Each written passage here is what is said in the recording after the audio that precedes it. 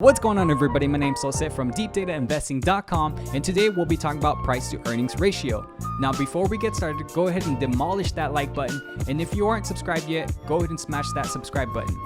Now, we'll be talking about what price to earnings ratio is, what it means, how to calculate it. We'll talk about some of the variants, then we'll talk about the benefits, the drawbacks, and some of the insights that you can extract from that. At the end, we'll be going through a practical example. We'll be taking a look at Adobe's price to earnings ratio, and we'll actually take an average of the past 5 years and we'll compare it to its current price. So the PE ratio really shows you how much money the market is willing to pay for a stock for $1 of the company's earnings. This kind of tells you how much bang for your buck you're getting for that investment. Now, price to earnings ratio is calculated by taking the current share price and dividing that by the earnings per share. We'll go over this formula in a bit. When you do the calculation, you'll get something that is called a price multiple. So in other words, this premium is the amount of money that you're willing to pay for $1 of the company's earnings.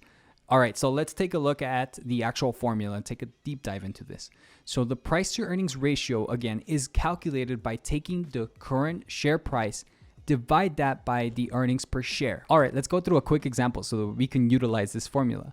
So say that we have company X, which has a current share price of $100.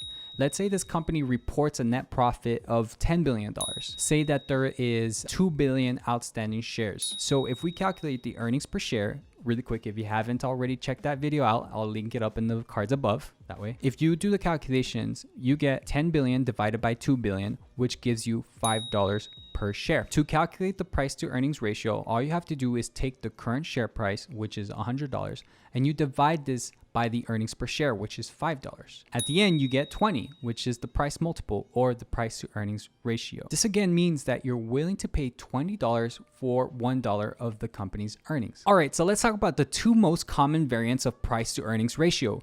Now, there's the trailing price to earnings, and then there's the forward price to earnings. Now, the trailing price to earnings ratio is solely based on past performance.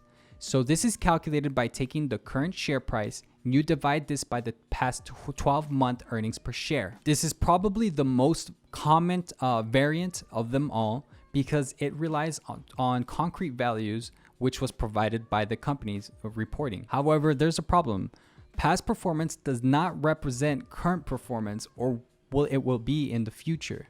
So this is where trailing price to earnings ratio fails. This is where the forward price to earnings ratio comes into play. Now, forward price to earnings ratio relies on forecasted earnings of the company. Now, this tries to take account of future growth relative to current share price. Now, the problem is that this is a prediction. It's a projection of what people or analysts or investors like ourselves think that the earnings might be in the future. So it's not a concrete value such as the trailing price to earnings ratio relies on. So really there's a trade-off between those two variants. So what does it mean when a company has a price to earnings ratio of 20? Well, theoretically speaking, if a company maintains earnings consistent, it may take 20 years for the investor to gain back its initial investment solely based on the earnings itself. Well, so then does that mean that a lower PE ratio is better than a higher one? Well, not necessarily. So a high price to earnings ratio usually has some kind of fast growing rate attached to it, meaning that the company is expected to grow really quick in the future. So the higher price to earnings ratio is justified because of the expected earnings in the future. A strategy that you may consider using is taking historical price to earnings ratios of a particular company, grabbing some kind of average of this, and then comparing the average to the company's current price to earnings ratio. And it kind of gives you the gist or sort of a approximation of where the company lies, whether it's undervalued or overvalued. Say that a company has a lower price to earnings ratio based on its averages. This may be a good thing, but also may be a bad thing. The most important thing is to take a look at the company's fundamentals, because maybe the fundamentals are really suffering and that's why there's a lower price to earnings ratio. So you want to take that into consideration. The truth of the matter is there's no perfect metric to use to determine some kind of investment decision. That's why it's really important to look at all the different metrics and analyze all your options. Perhaps using different metrics or analytic techniques such as discounted cash flows may be better to analyze this particular company versus using PE ratio solely or other metrics. So keep that in mind. All right, so now we're gonna go ahead and jump into the computer and take a look at Adobe's price to earnings ratio. All right, let's go in. All right, and just like that, we're back in the SEC EDGAR database. And if you haven't checked that video out on how to use the SEC EDGAR database, I highly suggest it. I'll link it up in the cards above. So what I'm pretty much doing here is I'm taking the past 5 years of the net income for Adobe, and you'll see why in a sec. But I took all those different numbers, went through several different accounting periods, and then I inserted them into this nice spreadsheet. Now, this nice spreadsheet is just going to allow us to do some calculations and be able to see all these changes. All right, so now we have the income statement from 2016 to 2020. Now, what we're going to do with this information is we're going to take the average price to earnings ratio of Adobe and then compare it to its current price to earnings ratio and see where we're at. Now, if we scroll all the way down to the bottom, you can see that I added price to earnings ratio rows, and then I added another row for the current share price. Now, where are these current share prices coming from?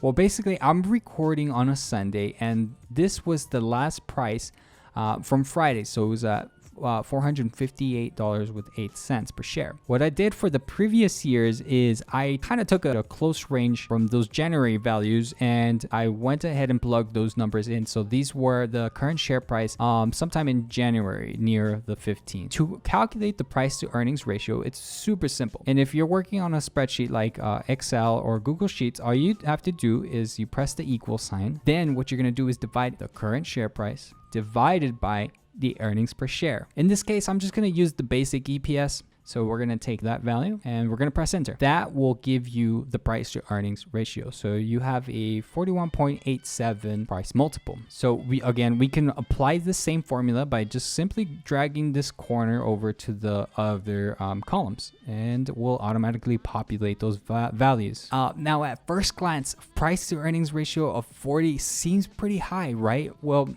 let's determine what this means for Adobe actually. So what did these numbers do to the current share price at the time? Well, in 2016, the share price was at $89. Then the following year is at $108. Then $195, $247, and $458. That's approximately a 4x increase within those 5 years. You can see that even with a high PE ratio of 40, you were able to 4x your money within those 5 years. Let's actually calculate those percentage changes just to get a better idea. For earnings per share, there was a percentage change of 365%. Let's do the same thing for the current share price. So at the time, sometime in January, the price was $89 per share at the time in 2016.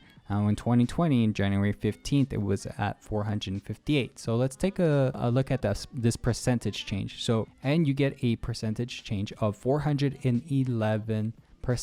That is 4x your money. So let's take a look at the average for the price to earnings ratio within these 5 years. And now you can see that the average is 37 for the price to earnings ratio. And you can see that the current price to earnings ratio is 41. It's over the average price to earnings ratio currently at time.